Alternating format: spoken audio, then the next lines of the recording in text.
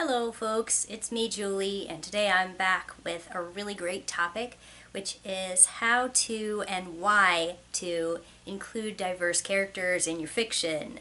This has been kind of a buzzword for a while, this word diversity, and some people think of it as if it's some kind of PC agenda, which I object to that phrase for several reasons I won't get into here. Some people think it's a trend, they think it's a fad, they think it's not really necessary to do for the good of our readers and for the good of people in general. They just think that this is like the new hot thing. But I want to share with you some perspectives as to why I think diversity is especially important as a person who doesn't see herself reflected in any of the fiction that I grew up with and most of the fiction that I know about now. And then I'll also just touch on kind of how to do it. Before I go into the actual content, I will say that what I'm sharing with you today is not completely original, though it is original in this format. I've not done a video with this exact content, but I'm just actually going to read to you. Hopefully it won't feel too much like a cop-out. I'm going to read to you a couple of blog posts that I either did an interview or I did a guest post on a pretty well-known and excellent diversity-related blog called DiversifyYA. And they have people, sometimes writers, sometimes not, talk a little bit about their own experience as a marginalized or underrepresented population. They talk about people who are on the LGBTQ spectrum. They talk about people who live with illnesses or disorders. They talk about people who are autistic. They talk about people who are disabled.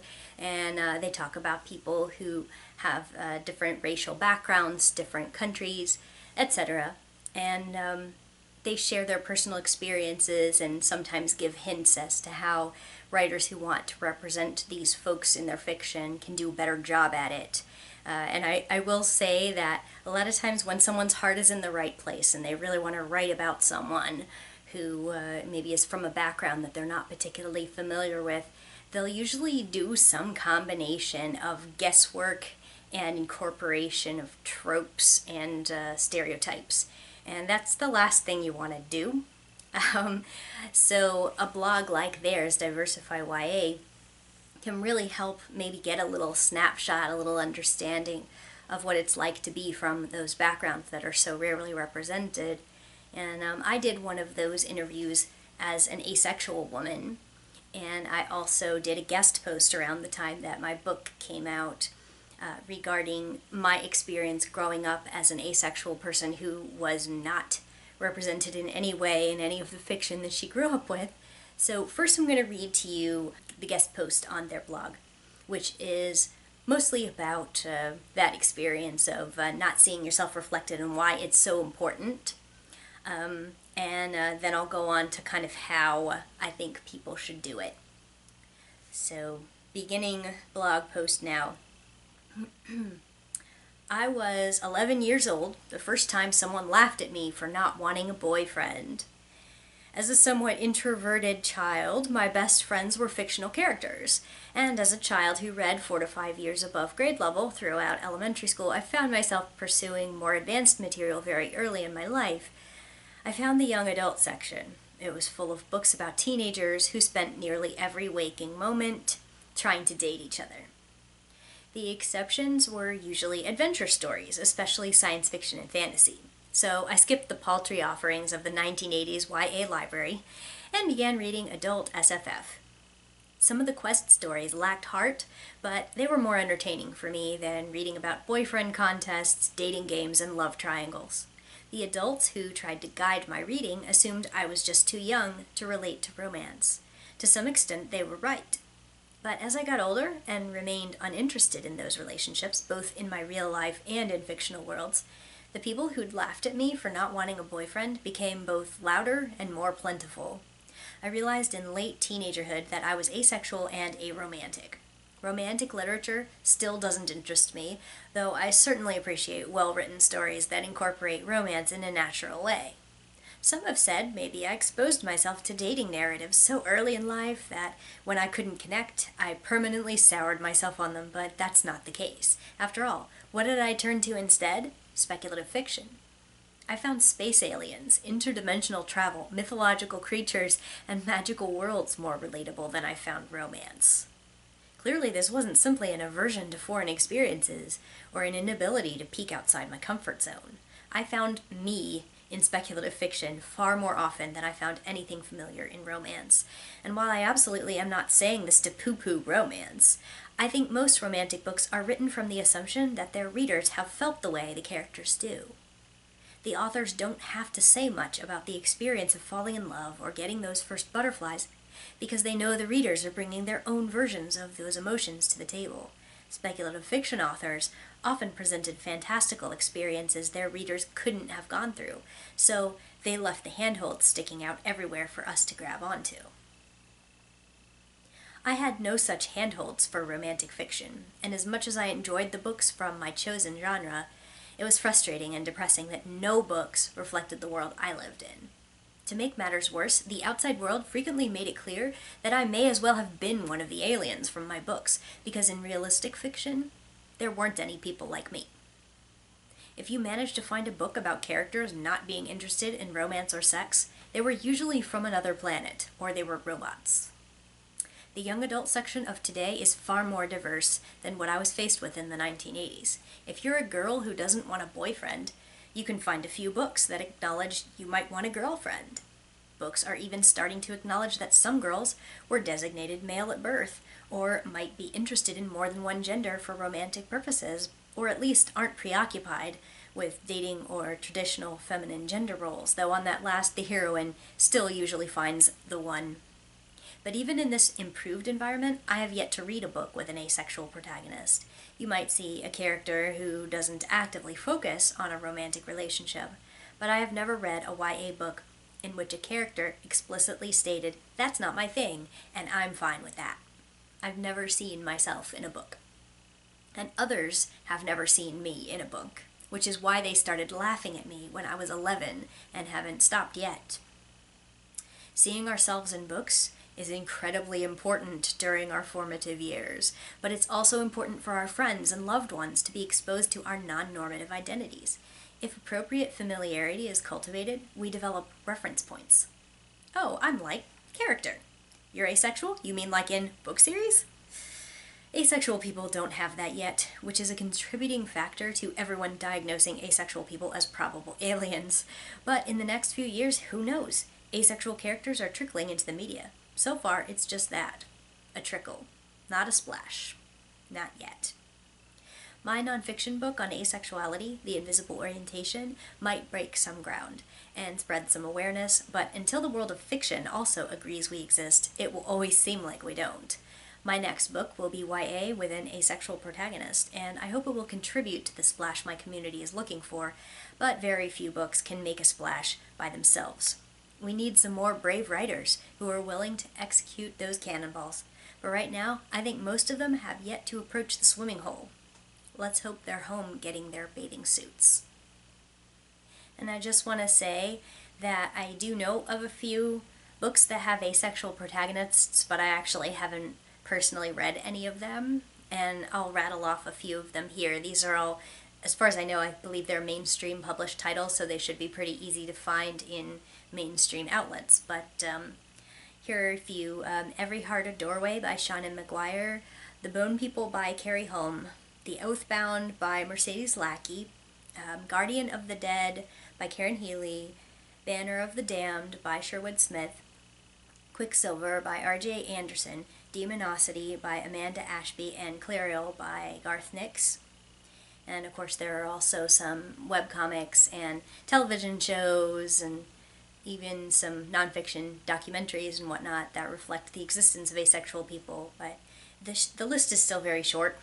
It's still out there if you want to find it, but it's still pretty short. Now, to expand a little bit on what I said about the experience of growing up with no reflections of yourself in fiction, obviously asexual people are not the only people who deal with that. A lot of the other minority and marginalized populations that I mentioned earlier also deal with that, and with the representations that do exist of them being offensive or inaccurate. So they're not always prepared to be the writer who's going to put these people into fiction. They're, if they complain about it, some people say, well, why don't you be the one to write it? I mean, they could, but at the same time, not everybody who wants to see themselves in fiction should therefore have to be the person who puts it there. I think that it's a perfectly reasonable thing to want to see yourself reflected in a world that is built on the real world. We draw inspiration from what we experience. So if it seems like nobody's experiencing this but you could end up trying to hide that this is part of your identity, or feeling ashamed of it, or feeling like something's wrong with you. So I really think this is part of the reason why it's really, really important, besides the fact that it just gets so boring when you have the same kinds of people acting in the same predictable ways and coming from the same backgrounds, to the point where a lot of times if somebody isn't marked as an other, you make a bunch of assumptions about them as if they're kind of a standard person. And I don't really feel like choosing, say, a straight, white, able-bodied male character really is a neutral choice, but it's kind of treated like it is in mainstream fiction. And the way that we write about the other is, it's needs a lot of work, and it needs a lot more examples. We need this stuff to be reflected in our media before we feel like it deserves to be there more authentically and more readily and more often. So finally, wrapping up, I'm going to share one little bit of advice for people who may want to write asexual characters specifically, because that's really one of the areas that I can give you advice from my own life on what I would like to see. But you can also generalize some of this advice to any other populations that you may want to represent in your fiction, even if it doesn't reflect something that you have personal experience with. So here is an excerpt from a blog post that was also on DiversifyYA. And here is my advice to those who are writing diverse characters.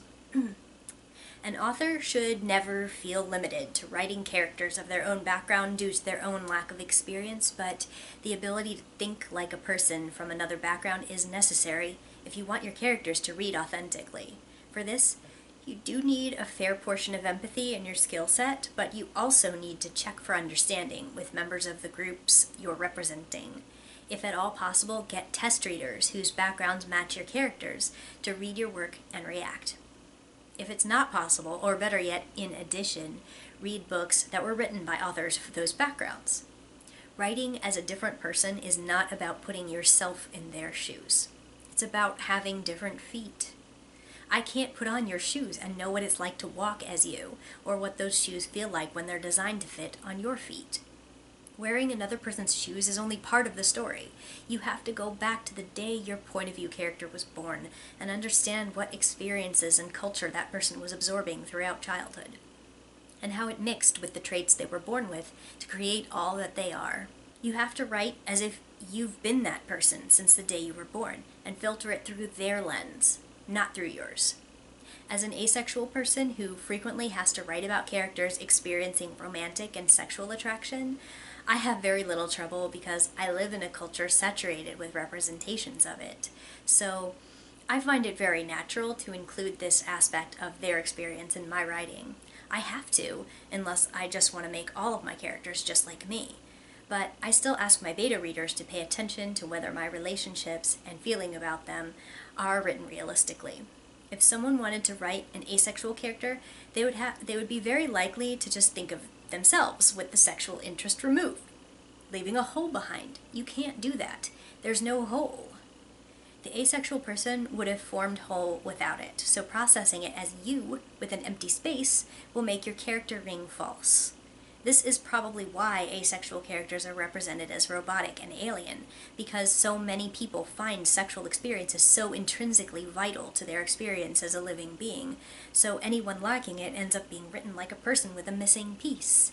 It's not accurate, any more than it would be accurate for me to decide all non-asexual characters need to have an overbearing sexual appetite grafted onto everything they experience. It needs to be seamless. Read perspectives, reflect, incorporate, and check for understanding.